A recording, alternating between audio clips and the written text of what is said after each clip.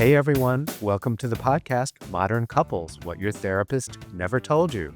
My name is Rick Miller, I'm Lillian Borges. and we're both therapists who love working with couples. And today we've got a doozy: snooping or location sharing, the real conversation about trust. And I mentioned to you, Lillian, that I see a lot of couples who engage in snooping behaviors to catch their partners. And you and I figured out that that is not an unusual dilemma, but really it's an issue of trust.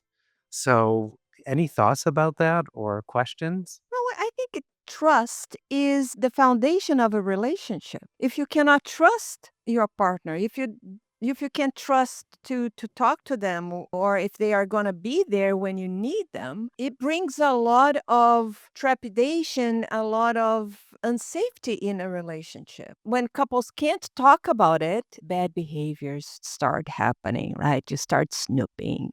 And I totally agree. And trust should be the foundation of every relationship and a healthy relationship. And yet I see so many couples who have a hard time addressing it. So they would rather catch their partners by snooping than find a way to express their feelings of a lack of trust or an anxious feeling inside of them or having this weird suspicion. Do you think that is gender related? I was going to ask you that. Oh my God, I did that. I beat you to it. I'm really curious to hear what you say. But I asked first. Okay, you ask first. I'll go first. I work with more male couples, so I would say, as I'm looking at your face, you're answering it. It's easier for male couples to not have to talk. I mean, this is a combination of my own experience working with couples and what I've seen, that we as male couples are taught that it's okay to not discuss what you're really feeling because that's someone else's job. So when you get a male couple together or a male with a female, they may leave it up to the other person to do the heavy lifting when it comes to vulnerability, funny feelings inside, all that. So, my long winded answer is that many of the men that I've worked with would go to greater extremes to catch their partners doing something that they don't feel good about rather than talk about their vulnerabilities. So you're mentioning two things. One is the gender stereotype. The gender stereotype that women are in charge of talking about the relationship, talking about feelings, which is, again, not our job to do that. Come on, show up. But Speaking as a woman, yes, speaking like a woman, show up, please. But I think also the difficulty in working with gay couples when it's male gay couples, when they are, I'm going to use a hard word, difficult word, indoctrinated to not talk about feelings, not talk about them. hmm It makes it hard. So then when you have suspicion, when you have insecurities, what do you do? The only thing that you can do is snoop around. Then when you start snooping, the other person feels that you don't trust them, which is true. Then you cannot talk about it. It just creates unsafety in the system, in the relationship. And it's hard. It's difficult. I think a lot of couples snoop. I also think a lot of couples have location sharing, but many that don't. Your partner's asleep late at night and, oh, maybe I'll look at their phone or maybe I'll look at their email because I want to see what they're doing, what they're really doing. And I'm speaking from the male and female perspective when I say this. Well, when there is transparency, there's no need to do that. You know what your partner is doing. Agreed. You know that your partner is going to go after work and meet with the friends, and you know the friends, and you know that when they're leaving they're going to text you, or if you really need them they are going to be present and available to you. So when there is transparency, their communication is transparent, there is no need to be snooping around. You might be snooping around, your favorite actor or actress or whatever else, you're going to use your time in different ways. So the thing is, when you're snooping, you're coming from a place of, I cannot talk to you about my insecurities. I can't trust you with my insecurities? Or are you being secretive and I cannot ask you for to tell me, more about that? Or I can't talk about it. Or you can talk about it. Yes. Meaning there are times where people feel as though something is happening and it may not be happening at all, but they can't talk about it. So they'll go for the device instead and prove themselves. Yes, right? To prove themselves or prove the theories in their head, right? Because when you don't have all the information, when you don't have the clarity and the safety, you start making up stories in your head. And then the mistrust grows. What are the behaviors that makes people, oh, what's happening? What are the behaviors that makes the other partner say, hmm, I don't know if I can trust you. Hiding, Being secretive is one of them. "Oh, honey, you're coming home after dinner. Why you're asking?" hiding the phone, Yes, turning it upside down all the time. I see a lot of that. I hear a lot of that with my couples. exactly, right? So what you're hiding? Putting friends or family before? You tell your friends something important before you tell your partner? "Oh, I did not know that." So, "Oh, you got a promotion?" You heard that from his friend and not from directly from him or her. So being too independent, making decisions by themselves, so you don't feel that you're participant in the decision making. So what else is happening in your life or with you that you don't share? So I think we're talking gender earlier. I think many men are reared to be independent and private or can't find a comfortable way to be so intimate with their partners that they reveal certain details. So it's not unusual that their spouses will hear things about what they've experienced through a third person Yes. in a conversation with other people, that kind of thing. Yes. But, do you feel comfortable knowing something important from someone else? No, you don't. No, I don't. Unless you really feel uncomfortable in being closer, right? Having a close relationship. I would think that if you are in a romantic relationship, you would want to know what's going on. You do not want your partner to make decisions without telling you, making big purchases and things like that. Agreed.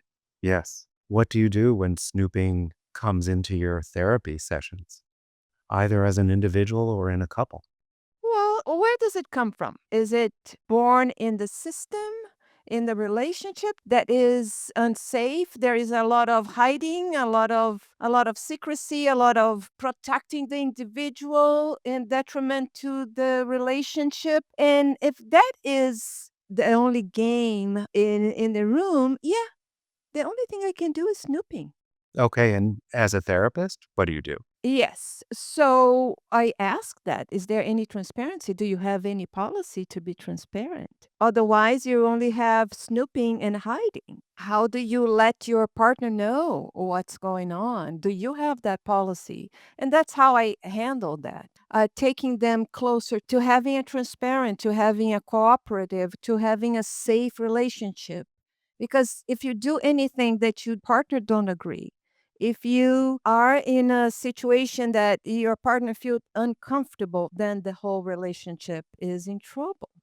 What are the behaviors? What are the things that makes you unsafe in the relationship? You don't know where you stand with your partner. You don't know what's happening with your partner. Then yes, I will help them, push them towards being more clear in their communication and being more cooperative and working together, making decisions together. And a lot of times they don't. They don't bring it because, oh, my wife or my husband or my partner is not going to agree. So I'm going to buy that thing because I want it. What's the matter? I'm just talking to her. There's no betrayal here. What's the problem?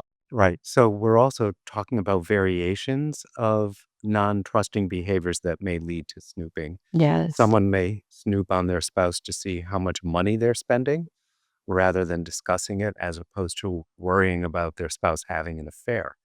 I wanted to comment about my style as a couples therapist. When I'm hearing about couples that are snooping, I will encourage them to do their best to not snoop and to talk more regularly with each other about what they're experiencing and what they're feeling. And also to explore in my office what led them to feel as though they needed to snoop, Mhm. one side. Other side is what led the partner to feel as though they couldn't be more transparent with them, with Yes. their partner. Uh-huh. That's great. That's amazing. And that's what we're trying to help them have the conversations that they don't have at home. Yeah. And so many of my clients, anyways, feel justified in the snoop, which is a lack of trust and catching rather than discussing. The only difference that I have from what you do, and I have others too, but one of the difference is instead of asking one person what they why they do that, the other person why they do that, I ask them and I put pressure on the system.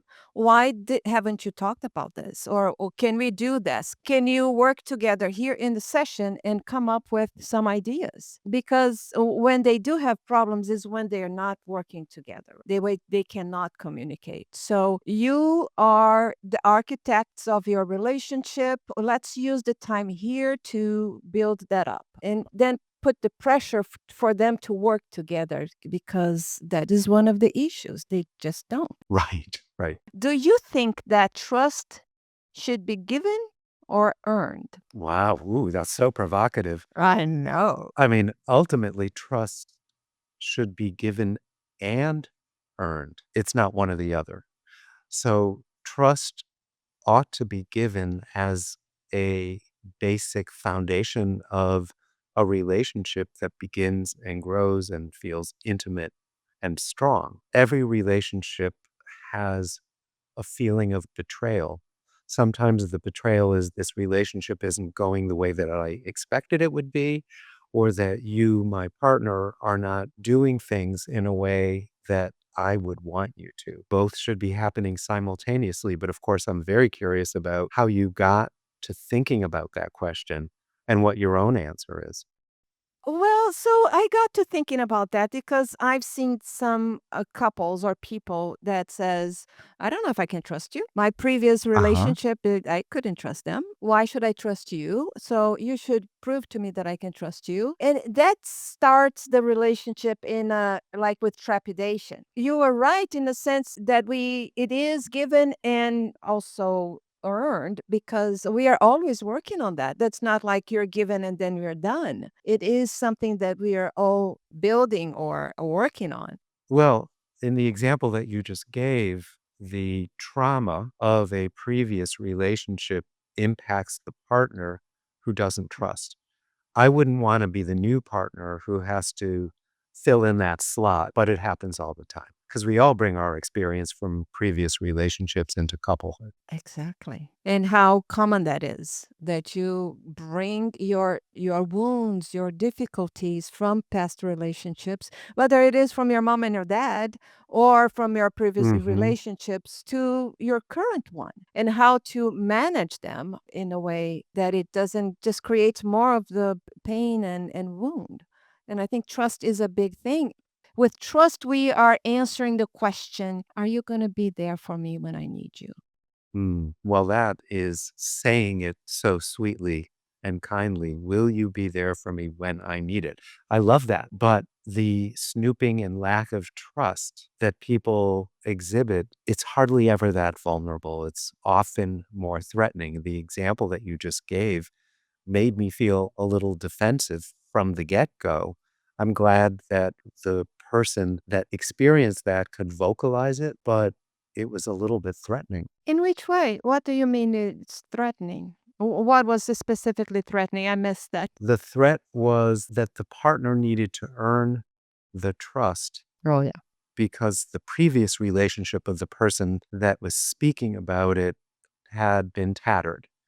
And instead of talking about previous relationships and experiences and family of origin and why I am the way that I am, it was kind of like, you better prove to me that I can trust you. And there was a little bit of a threat in that tone, which, you know, Totally. And because they can't be vulnerable because they're so afraid. and maybe angry that they cannot. But I was actually moving towards what is really under that big question, or it is, can I trust you? If I am an emergency, can I trust you?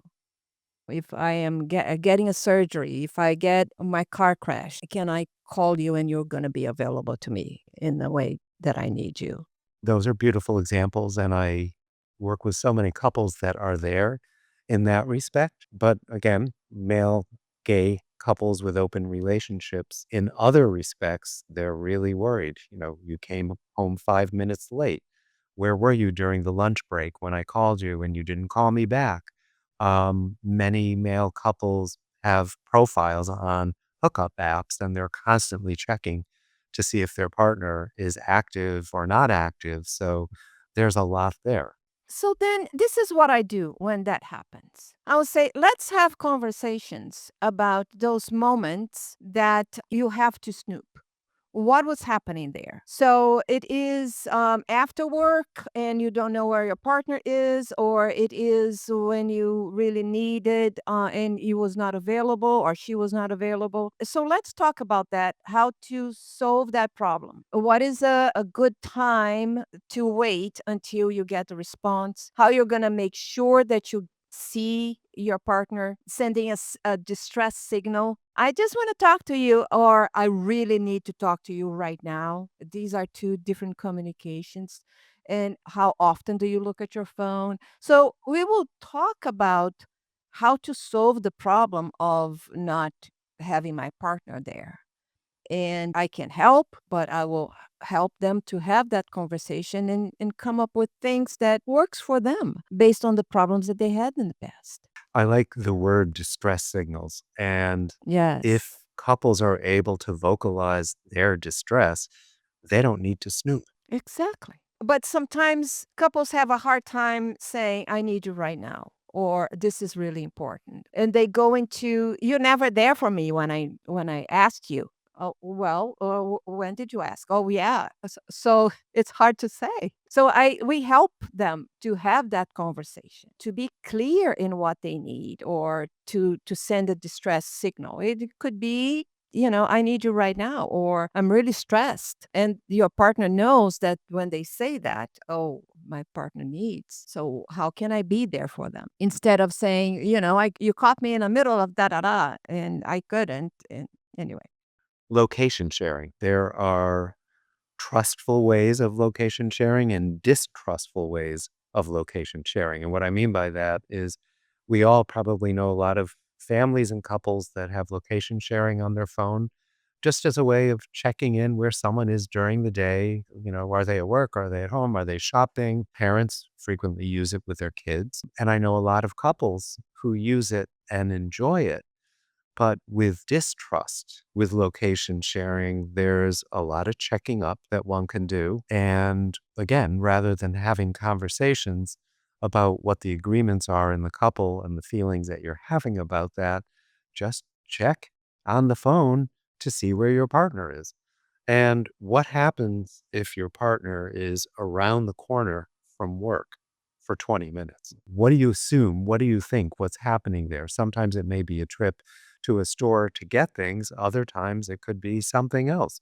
Who knows? I don't use location sharing with my partner. I wouldn't want to. And it's not that I'm keeping any secrets, but the feeling of being watched every step that I take, it feels like an invasion of privacy. Oh my God, you're so different. I'm sorry. Go ahead. Right, I was gonna say, no, it's fine. Maybe it's an avoidance of intimacy, but give me the freedom to walk down the street all by myself. Oh my God, that's so funny. Okay, so what would you want? So I don't have a partner. So me and my best friend share locations. No. So sometimes she's just like, "What are you doing in this da da da da da da?" And I start burst laughing.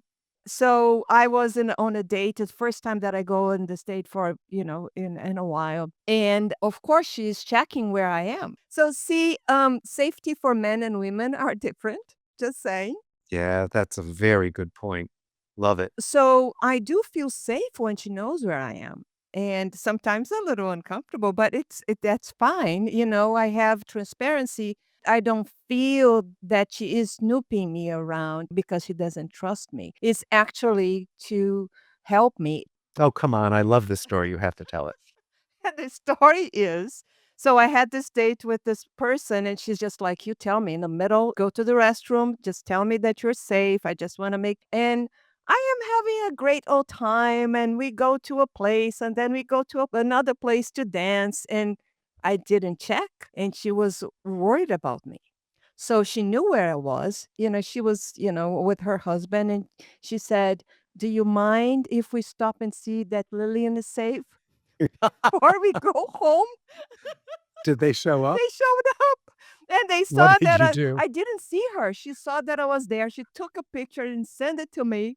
Oh my God. That is so It's funny. so hilarious. And then I got home, and we are cracking up, right? So again, it's different. It doesn't have to be something that is a negative thing. But if it is a negative thing, if you're sharing location to snoop on the other person, that is not a good thing. If you're sharing location for safety, and because you have a crazy friendship with your bestie, but that's okay. I love that. That's great. And that's actually a great thing for besties to do with each other. I'm chuckling by the story, but also thinking that it really happens in relationships too. Sometimes someone gets caught in the moment, they're having fun, and they forget to alert their partner at home that they're gonna go out dancing. I mean, well, that's a more extreme thing, and of course, people get worked up. So, I'm loving that. I work, as I said, with couples that have open relationships, and they purposely have location sharing because who's to say that the person that they're hooking up with won't be dangerous? One of my clients wants to know where his partner is gonna be at all times, and he jokes about it. I don't wanna find you dead somewhere, but if you're dead, I at least wanna know where you are. Fortunately, it's never happened, but in their relationship, they have a healthy understanding that it's cool to do location sharing because it is for safety. Yes, I love that. If in your relationship, location sharing is for snooping, so we need to talk about that. Why do you need to snoop in your relationship? I'm thinking about my couplehood. You know that I love shopping. My partner would find me at Saks Fifth Avenue or the shoe store or something like that, and he meandered into the shoe store and didn't tell me the other day, not that he needed to. But when I went the next day to buy a pair of shoes, the salesperson said, "Oh, your mate was here yesterday." And I'm like, "Ooh." Ooh, So even without location sharing, you can get caught. yes. So, what are some of the advices that you give for people? Should they share or snoop? What do you think? What would be some takes from here? Let's face it, everyone is gonna snoop at some point in time in their own way, and I don't pick up my partner's phone and I don't look at his computer, but if his phone is open and I'm walking by, I may take a peek and I may wonder who that person is. I mean, that's human behavior. You're so bad. So, so bad. However, I will also ask, "Who is so and so?" And I think we've already summed it up that being communicative and dealing with trust and vulnerability and discussing when trust is feeling a little compromised and being able to put that into words rather than actions, way better. So that would be my number one piece of advice. How about you? For me is if you feel the need that you need to snoop or go behind your partner's back, talk about that and set some agreements about what is making you uncomfortable in a way that it doesn't bring defensiveness, in a way that you don't get defensive. You are working on together as a team on an issue, which is the snooping, lack of trust. So how to make this safe for the two of you in a way that is comfortable. If you need to agree on what is a distress signal, I will talk to you or send a text message. If I get too late or if I'm somewhere else, I will let you know. But bring clarity in communication about what brings safety and trust in the relationship for the two of you. I think you kind of said what I was going to say. And in many instances, we as a couples therapist are going to be training people to have conversations that they've never had before. and giving them permission or instructing them to come up with a system of communication and an agreement with each other that not everyone is going to like. The people that prefer privacy, they're not going to want to go along with this. Will they agree to it? Perhaps. Will they go along with it? Time will tell. Yeah.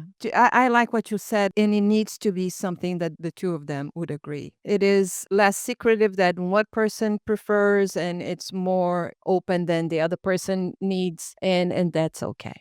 I'm chuckling because you and I should share our locations and see how similar our lives are or how different Yes, they that'll be are. fun.